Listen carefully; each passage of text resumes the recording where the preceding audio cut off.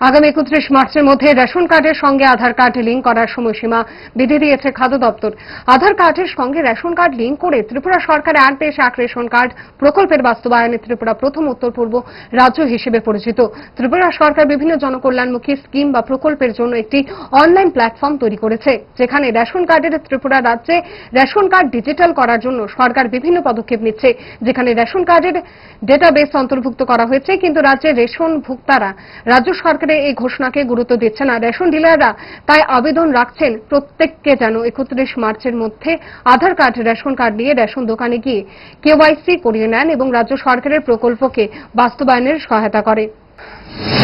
আমরা অ্যাকচুয়ালি এখন যে কেওয়াইসিটা করা হইতেছে, এটা 31 তারিখ হলো লাস্ট ডেট।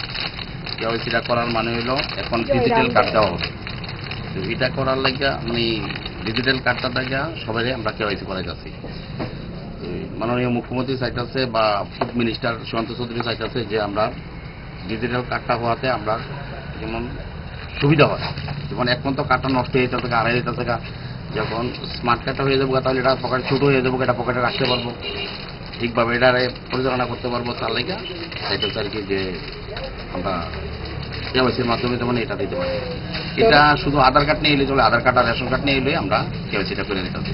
কিন্তু আপনার ফুড মিনিস্টার কিছুদিন পর পরে আমরা মিটিং করতেছে যে তোমরা এই এটা করো, এই কেওয়াইসিটা করো, কিন্তু আমরা কাস্টমারের যথেষ্টভাবে আমরা করতেছি। আমরা নিজেরা টাকা দিয়ে মাইকিং করতেছি যে আপনারা আসেন কেওয়াইসিটা করেন, কিন্তু করতেছে না। যেমন আমার এখানে আছে আরো 4-500 করতেছে না। এরকম খারাপ যে সব রেশনে